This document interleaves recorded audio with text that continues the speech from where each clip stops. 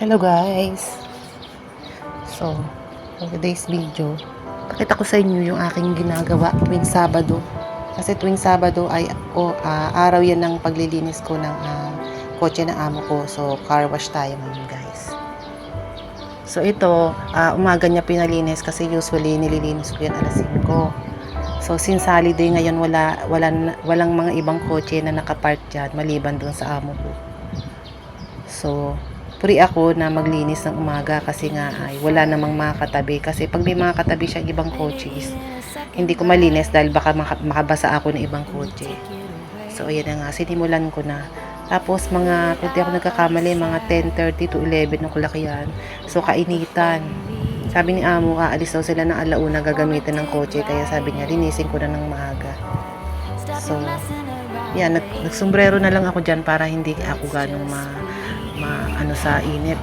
Pero actually nung matapos ko yan, pag uwi ko talagang nahililo ako sa init.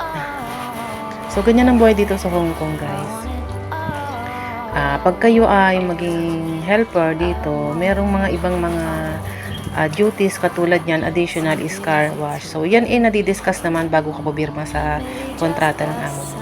So ako, isa lang naman yung kotse ni amo ko, kaya okay lang naman. So naranasan ko rin naman magkaroon ng sasakyan sa Pilipinas. So, hindi naman sa akin big deal kung maglinis ng kotse. So, alam ko naman yung mga parts na kailangan ko lang galawin at hindi ko pwedeng galawin pag naglilinis ako. So, yan naman ay hindi masela ng amo ko. So, dati, pinapasabon niya yan. So, nung maliit pa yung kotse ng amo ko, yung unang-unang kotse na nadatnan ko dito, yung luma, yung sinasabon. Pero ito, nung nagbago siya ng sasakyan, itong mas malaki ay ayaw niya nang ipapasabon kasi iyan is every Saturday ko lang dilinisan, tapos naman niya yan, pinapa car wash naman yan, tapos pinapa-bopping niya, pinapakintab doon sa talagang mga car wash na mga shop. So yun, hindi ko naman talaga totally yan, parang kumbaga sa tao konting wash lang. Konting ligo lang para matanggal kasi maraming mga ibon dyan sa pinagpaparka ni amo ko. So yung mga tae na ibon, tapos mga lumalaglag na mga dahon ng mga naiipon dyan sa hood. So yan yung pinapalis ko, tsaka nililinis ko yung mga yung mga alikabok sa loob doon sa pinakalapag tsaka sa upuan. So may vacuum naman, so sobrang convenient naman maglinis, hindi naman mahirap. So kung kayo ay magkakaroon ng amo na may kotse, so wag kayong mag-isip na mahirapan kayo or nakakatakot maglinis. So hindi, para lang sarili natin nga, lilinisan natin, liliguan natin mula ulo, magsha-shampoo, conditioner, tapos banlaw. So ganun lang, sobrang simple lang. So syempre, pag ikaw naman ay isang OFW dito, wag ka nang pili kasi mas marami naman din yung time na nakapahinga ako sa maghapon guys. So pag Saturday lang naman yung aking trabaho na yan. So, tiyagaan lang. Yun talaga. Siyempre, dito ka naman, di ka para pag mag-inarte, diba? Pagdating naman ng holiday, Sunday, forma rin tayo. So, ma-share ko nga pala sa inyo. Kasi meron ako mga pinapalo ng mga sikat na mga vlogger dito sa Hong Kong. So, yung isang sikat na vlogger dito, si Cara Gube, nakita ko, may na-post siya na today na parang mayroong nag-comment sa kanya na sabi is, talaga naman na rebanded. Like parawang mukhang amo na daw kasi tapos daw impormahan daw. So, syempre, mako-comment ko lang doon is, natural naman.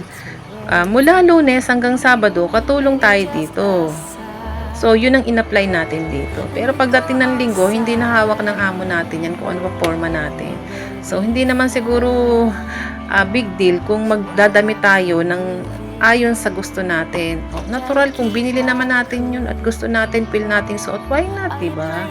Ba't kaya may mga taong ganun na nagko-comment na? Para bang sinasabi na porke ba domestic helper yung trabaho dito is pagdating ng holiday, mukha ka pa rin katulong. Siguro hindi naman siguro kayo matutuwa na makita na makikita nyo kami na nagpo-post kami ng Sunday na namamasyal kami na mukha kaming katulong.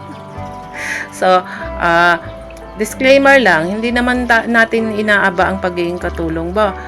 Para sabihin ko sa inyo, marami kami na ireremit sa Pilipinas sa pamilya namin. So, kami mga, sabi nga nila is mga living legend, mga buhay na bayani. So, wag natin aabahin ang pagiging katulong or domestic helper sa abroad, kahit saan pa man sa buong mundo. Kami ay isang parte na nagpapadala ng kita sa Pilipinas para magastos ng aming mga pamilya at magkaroon ng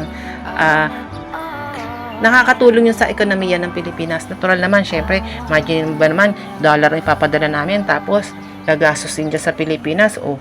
Natural. Maraming mga negosyante ang makikinabang. Natural, bibili kami ng pagkain. Saan galing yun, di ba? Dito sa trabaho namin. So, wag nating aabahin yung pagiging domestic helper. Marangal na trabaho yan. So, shoutout ako doon sa sino man na nag-comment na yun. So, wag naman tayo ganun, sis. Kasi babae yung nag-comment kay Cara Gwen eh. Siyempre, natural naman. Poporma tayo. Mukha naman tayong disente. So, hindi tayo pwedeng magdamit na para naman tayong nasa bahay na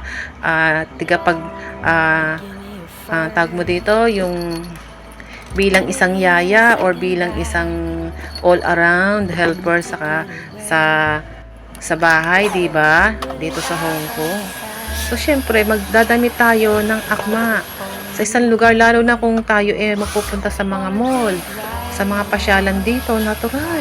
Natural lang na magdamit tayo ng naangkop sa pupuntahan natin. Hindi naman sisinuhin ka ng tao, no, oy, wag ka papasok dito kasi katulong ka. Natural na ikaw ay magdadamit at magiging maayos sa paningin ng mga tao ang iyong kasuotan.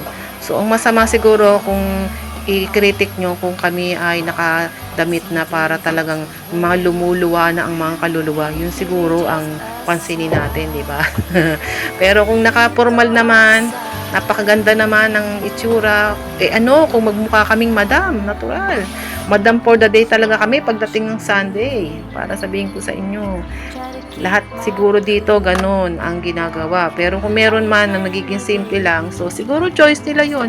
Pero kung choice mo na maging maporma, mabango at mukhang madam pagdating ng holiday, is hindi na natin problema yun. Kailangan natin magdamit ng maayos. At syempre pa, mag-post ng mga napupuntahan namin dito kasi katulad niyan. Katulad niyan. Pinapakita ko sa inyo ang realidad ng buhay dito sa Hong Kong. Hindi ganoon puro pasarap.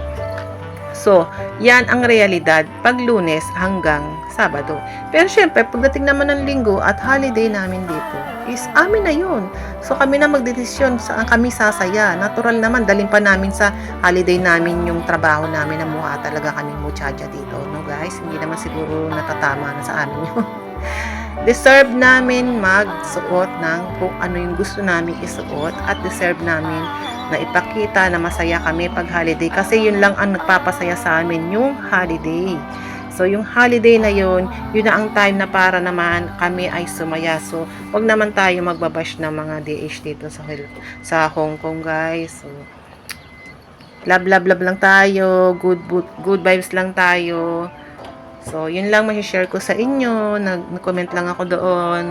Reaction ko lang doon sa video ni Cara Gwen na merong nagbabash sa kanya na bakit daw mukhang katulong lang naman. Hello, hindi po pwedeng ganon.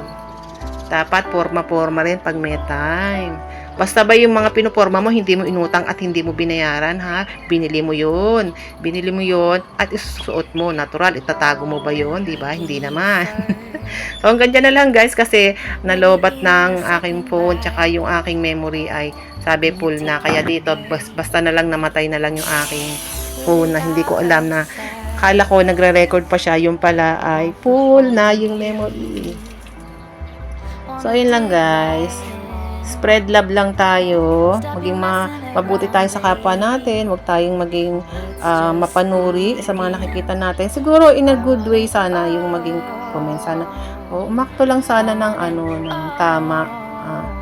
Pero hindi talaga Pipili talaga namin kung ano yung gusto namin isuot dito. Yun yung susuot namin. So, kung mukhang kabastos-bastos, siguro yun time na pwede tayong magsabi na, ba't ganyan ang suot mo? Pero kung hindi naman at napaka-formal naman ng tao, bakit naman natin siya ibaba? So, yun lang. Hanggang dyan na lang. Spread love, not hate. Love, love, love tayo. Bye-bye. Try to keep my cool.